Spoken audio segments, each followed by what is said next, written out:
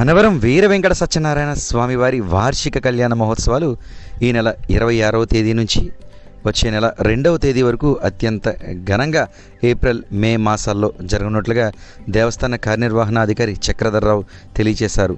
శ్రీ స్వామివారి వార్షిక కళ్యాణ మహోత్సవంలో 26/4/2026 తేదీన ధ్వజారోహణ అంకురార్పణతో ప్రారంభమై 27వ తారీఖు సాయంకాలం స్వామివారికి అమ్మవారికి అంగరంగ వైభవంగా కళ్యాణం కార్యక్రమం భక్తుల యొక్క వేలాదిగా ఉండే భక్తుల సమక్షంలో జరపబడుతున్నది.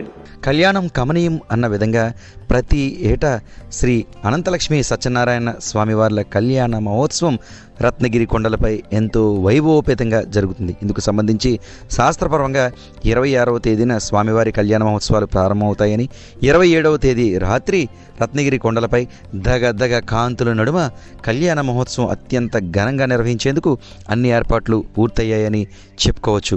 28వ తారీఖు సుప్రభాత సేవతోటి కార్యక్రమాలు మొదలై రావణాబ్రహ్మ వాహనం, ఈ వాహనం చాలా విశిష్టత ఉంది. ఈ విశిష్టతలో భక్తులందరూ కూడా పాల్గొంటారు.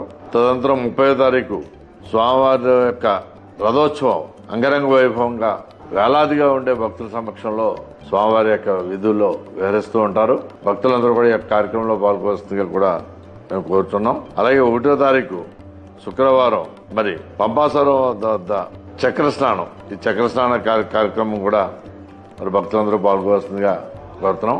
తదనంతరం 2వ తారీఖు తోటి శ్రీ పుష్ప యోగోత్సవంతో ఈ యొక్క కళ్యాణ కార్యక్రమాలన్నీ పూర్తవుతున్నాయి. ఇక తదుపరి స్వామివారికి సంబంధించిన వాహన సేవ అన్నవరం గ్రామంలో అత్యంత ఘనంగా నిర్వహించున్నారు. దీనితో పాటు తదుపరి స్వామివారి రథోత్సవం, ఇక పంపా రిజర్వాయర్ నందు స్వామి అమ్మవార్ల శ్రీచక్ర స్నానం, తదుపరి స్వామివారి శ్రీ పుష్పయాగం వంటి కార్యక్రమాలు అత్యంత ఘనంగా అన్నవరంలో జరుగుతాయి. నిజానికి చెప్పడం కాదు కానీ శ్రీ సత్యనారాయణ అనంతలక్ష్మి అమ్మవార్ల కళ్యాణ మహోత్సవం చూస్తే చాలు ఒక తెలియని ఆధ్యాత్మిక ఆనందం, అంతకుమించి మన గృహంలో మన వ్యాపారాల్లో ఉన్న సమస్యలు కూడా వైదొలుగుతాయని ఇక్కడ పురాణ ఇతిహాసాలు చెబుతున్నాయి. తెలుగు రాష్ట్రాల నుంచే కాదు దేశ విదేశాల నుంచి సైతం శ్రీ సత్యనారాయణ అనంతలక్ష్మి అమ్మవార్ల కళ్యాణం కనులారా తిలకించి ఆపై కొండపై జరిగే శ్రీ సత్యనారాయణ స్వామివారి వ్రతాన్ని సైతం భక్తి శ్రద్ధలతో ఆచరిస్తారు. ముఖ్యంగా కళ్యాణ మహోత్సవాల్లో భాగంగా దివ్య క్షేత్రమంతా విద్యుత్ కాంతులతో శోభాయమానంగా ఆకట్టుకుంటుంది.